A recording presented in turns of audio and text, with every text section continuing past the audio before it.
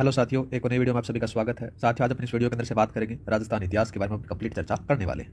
जब बात की जाए इतिहास के बारे में तो साथियों, इतिहास को 3 भागों में बांटकर पढ़ा जाता है। सबसे पहले प्राग ऐतिहासिक काल आता है, जिसके अंदर से लिखित साक्ष्य उपलब्ध नहीं होते हैं, केवल मानव की उत्पत्ति के बारे में पता चलता है।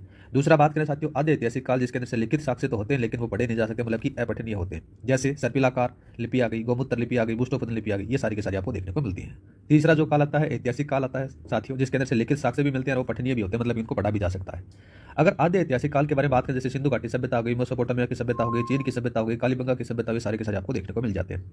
अब बात करते हैं अपन कालीबंगा सभ्यता के बारे में, जो इंपॉर्टेंट है याद रखना। कालीबंगा सभ्यता है ये घग्गर नदी के किनारे या फिर सरस्वती, द्वेस्वती, नट नदी, मृत नदी के किनारे थी। कहां पर थी साथियों? हनुमानगढ़ में थी। हनुमानगढ़ में ही एक और सभ्यता जिसका नाम आता है पीलीबंगा सभ्यता, उसको अपन आगे डिस्कस करेंगे साथियों। इसकी जो बारे में किसने बताया था तो याद रखना, लुईस पी टेसीटोरी के द्वारा बताया गया था कालीबंगा के बारे में, ठीक है। और इसकी जो प्रथम खोजकर्ता किसने की थी तो 1952 के अंदर से अमलानंद घोष के द्वारा खोज की जाती है। और बात करें तो 1961 से लेकर 1969 के अंदर से ब्रजवासी लाल और बालकृष्ण थापर के द्वारा इसके बारे में विस्तृत जानकारी दी गई थी। अब काल समय के बारे में बात करें तो इसका कालखंड क्या है? कार्बनसी पद्धति के अनुसार इसको 2350 ईसा पूर्व से लेकर 1700 ईसा पूर्व तक बताया गया है। कालीबंगा का एक शाब्दिक अर्थ होता है लाडले। कालीबंगा मतलब कि काले रंग की चूड़ियां होती हैं, या फिर यहाँ पर से ये भी कह सकते हो कि इस सभ्यता के अंदर से काले रंग की चूड़ियां प्राप्त हुई हैं। इससे प्रमाणित होता है कि उस समय भी जो महिलाएं थी उनको सजने संवरने का शौक हुआ करता था, ठीक है। आगे बात करें तो साथियों, ये कांस्य युगीन सभ्यता आपको देखने को मिल जाती है, ठीक है। नेक्स्ट बात करें तो स्वतंत्र भारत का प्रथम ये पुरातात्विक स्थल हुआ करता था। नेक्स्ट बात करते हैं साथियों, तो कालीबंगा संग्रहालय है, ये हनुमानगढ़ में है। राज्य सरकार के द्वारा इसको स्थापित किया गया था 1985-86 के अंदर से। इस सभ्यता के अंदर से दुर्ग के अवशेष भी मिले हैं। याद रखना, जो सड़कें रहती हैं वो समकोण पर काटती हैं। मकान बनाने की जो पद्धति थी वो ऑक्सफोर्ड पद्धति या फिर जाल पद्धति इसमें अपनाई गई थी, ठीक है। और कच्ची ईंटों के मकान हुआ करते थे साथियों, जिन ईंटों का आकार था 30 गुणा 15 गुणा 7.5, थोड़ा सा याद रख लेना। और बात करें तो साथियों, इनके जो दरवाजे और खिड़कियां थी वो पीछे की तरफ खुला करते थे। नालियां थी वो काष्ठ की बनी हुई थी। दीनहीन सभ्यता ये कहलाती थी। विश्व के प्राचीनतम जुते हुए खेत के प्रमाण मिले हैं तो इस सभ्यता से आपको देखने को मिल जाते हैं। और विश्व में प्राचीनतम भूकंप के साक्ष्य हैं वो भी यहाँ से प्राप्त हुए साथियों। यहाँ के लोग दो ही फसल बोते थे, एक तो गेहूं और दूसरी जौ। यज्ञ कुंड अग्नि वेदिका यहाँ से प्राप्त हुई है। बलि प्रथा विद्यमान थी सभ्यता के अंदर से। और कुत्ता था वो यहाँ के लोगों का प्रिय जानवर हुआ करता था। ऊंट से ये लोग थोड़े बहुत परिचित हुआ करते थे। यह सभ्यता नगरीय सभ्यता थी, ये थोड़ा सा याद रख लेना। यहाँ पर देवी देवता या फिर मूर्ति का कोई प्रमाण नहीं देखने को मिलता है। समाधि के बारे में बात करें तो साथियों, समाधि के अंदर से आपको 3 चीजें देखने को मिलेंगी। एक तो अंडाकार समाधि है, दूसरा कुत्ते के साथ है, तीसरा भवन के फर्श पर सजावट के साथ में अलंकृत की गई है। इस सभ्यता के अंदर से स्वास्तिक प्रमाण भी मिला है, मतलब कि साथी का चिन्ह भी मिला है।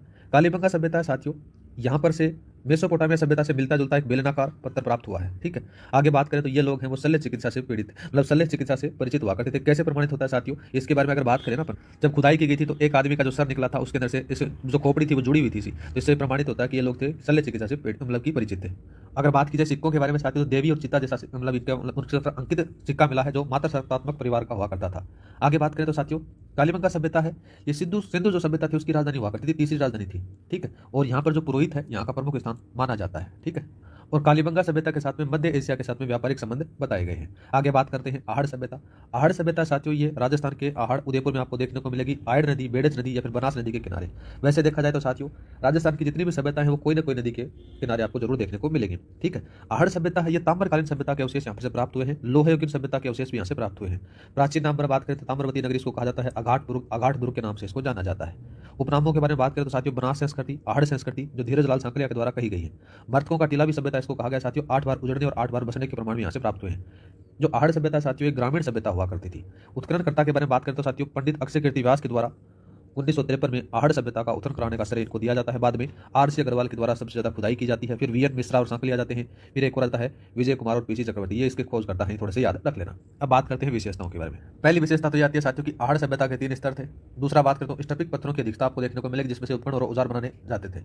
दूसरा बात करें तो लोहे, कांस्य और तांबे के उपकरण यहाँ से प्राप्त हुए हैं। मर्द भांड के प्रमाण भी यहाँ से प्राप्त हुए हैं। आहड़ सभ्यता का सर्वप्रथम ज्ञान है वो आहड़ के पास उत्खनन से होता है, ये भी याद रखना। जो मकान थे वो कच्चे ईंटों से निर्मित थे और आयताकार उनका रूप हुआ करता था। सामूहिक भोजन व्यवस्था के प्रमाण आपको यहाँ पर से देखने को मिल जाते हैं, जिसके अंदर बात करें तो एक मकान में 1 से अधिक चूल्हे मिले हैं, साथ ही एक घर में 6 चूल्हे मिले हैं और एक चूल्हे पर मानव की हथेली के निशान भी यहाँ से प्राप्त हुए हैं। आगे बात करें साथियों तो यहाँ पर से बिना हत्या का जलपात्र प्राप्त हुआ है, इंपॉर्टेंट है साथियों। ऐसा ही ईरान में भी मिला है, ठीक है। और ईरान के अंदर से कौन सी, बलूचिस्तान के अंदर से प्राप्त हुआ है। गोरे और कोठे भी यहाँ पर से प्राप्त हुए साथियों, जो अनाज रखने के लिए बने मर्द भांड थे, जिन्हें स्थानीय भाषा में कहा जाता था। 6 तांबे से निर्मित यूनानी मुद्राएं प्राप्त हुई हैं और 3 मोहरें यहाँ से प्राप्त हुई हैं। एक तरफ जिसके अंदर से बात करते देखो, इन मुद्राओं के अंदर से एक सिक्का मिला, जिसके अंदर से देखो एक तरफ त्रिशूल का और दूसरी तरफ अपोलो का साइन लिखा हुआ है, जिसके अंदर से हाथ में तीर है और पीछे उसका तर्कस लगा हुआ है, ठीक है। और ये यूनानी भाषा में लेख मिला है, ठीक है। आगे बात करें देखो, उद्योगों के बारे में बात करें तो यहाँ के लोग सबसे बड़ा उद्योग वो था तांबा था, ये थोड़ा सा याद रख लेना। तांबे के उपकरण यहाँ पर से अस्त्र शस्त्र और कुल्हाड़ी मिले हैं। तांबा गलाने की भट्टियां भी यहाँ से प्राप्त हुई है। आकृति बात करें तो साथियों यहाँ पर से बेल की आकृति भी मिली है जो टेराकोटा पद्धति में निर्मित है। पुरातत्व इस मूर्ति को बुलसानी मतलब की बनासियल बुल की संज्ञा देते हैं। अंतिम संस्कार के बारे में बात करें तो साथियों यहाँ के लोग हैं वो शव को कपड़ों के साथ और आभूषणों सहित दफनाते थे या गाड़ते थे, जिनका सर होता था साथियों उत्तर दिशा में और पैर होते थे दक्षिण दिशा में। ये थोड़ा सा याद रखना। दो प्रकार की फसलों के ये जानकार थे, जिसमें से चावल हो गया और ज्वार हो गया। ये गोपीनाथ शर्मा बताते हैं कि इन लोगों को दो ही फसलों का ज्ञान था। यहाँ के लोग रंगाई छपाई से परिचित हुआ करते थे साथियों। यहाँ पर से जो पानी निकालने की जो पद्धति थी वो चक्रकूप पद्धति अपनाई गई थी। ठीक है, आगे बात करते हैं। देखो गणेश्वर सभ्यता के बारे में बात की जाए, गणेश्वर सभ्यता के बारे में साथियों तो है कहाँ पर, नीम का थाना सीकर में आपको देखने को मिलेगी। कांतली नदी के किनारे विकसित हुई थी। उपनाम इसका ताम्र संचय सभ्यता इसको कहा जाता है साथियों। ताम्रकालीन सभ्यताओं का सबसे प्राचीन सभ्यता इसको माना जाता है और भारत में सभी ताम्रकालीन सभ्यताओं की जननी है वो ये सभ्यता मानी जाती है। आरसी अग्रवाल क्या कहते हैं साथियों, गणेश्वर सभ्यता का सर्वप्रथम उत्खनन करते हैं जिसका 1977 में किया गया था साथियों। ठीक है, आगे बात करें इसका काल है तो रेडियो कार्बन पद्धति के अनुसार इसका जो काल बताया जाता है 2800 ईसा पूर्व बताया जाता है। विशेषताओं के बारे में बात करें तो साथियों यहाँ पर से ताम्र उपकरण मिले हैं, याद रखना, ब्रांगरे मिले हैं, चूड़ियां मिली हैं, फारसे मिले हैं, कुल्हाड़े मिले हैं। एक इंपोर्टेंट है मछली पकड़ने का कांटा भी यहाँ से प्राप्त हुआ है, तीर सुइयां ये भाले सारी चीजें प्राप्त हुई हैं। यहाँ के मानव तांबे के साथ में अन्य धातुओं से परिचित नहीं थे, ये भी थोड़ा सा याद रख लेना। अगर बात करें ये इनके जो मकान थे वो पत्थरों से निर्मित हुआ करते थे, ईंटों का प्रयोग बिल्कुल भी नहीं किया गया है।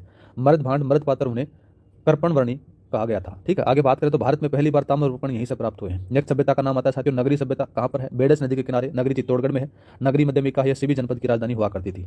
और बात की जाए तो यहाँ प्राप्त सिक्कों पर मध्यमिका पर सीवी जनपद के लेख है वो उत्खनन आपको देखने को मिल जाते हैं। पाणिनि के द्वारा उल्लेखित सभ्यता बारे में बात बताई गई है। साथ ही बात करें तो उत्खननकर्ता कौन है, यह 904 ईस्वी में सर्वप्रथम DR भंडारकर के द्वारा किया गया था। आगे बात करें तो देखो शिलालेख में जो गोसुंडी शिलालेख है उसमें हाथीवाड़ा शिलालेख आपको प्राप्त हुआ है। ठीक है, और राजस्थान में वैष्णव संप्रदाय का प्राचीनतम मंदिर प्राप्त यहाँ से हुआ है साथियों। और द्वितीय ईसा पूर्व शताब्दी का संघकालीन मंदिर भी आपसे प्राप्त हुआ है। और इनकी जो खोज होती है साथियों DR भंडारकर के द्वारा खोजा गया था। और 1857 के अंदर से साथियों जो गोसुंडी का शिलालेख है वो श्यामल दास ददियावाड़िया द्वारा खोजे गए थे। ठीक है, नेक्स्ट बात करते हैं। गोसुंडी शिलालेख है वो DR भंडारकर द्वारा पढ़ा जाता है। राजस्थान में वैष्णव सभ्यता का प्राचीनतम शिलालेख यहाँ पर से आपको देखने को मिलता है। इस मंदिर में भगवान कृष्ण और बलराम की पूजा का वर्णन देखने को मिल जाता है। नेक्स्ट बात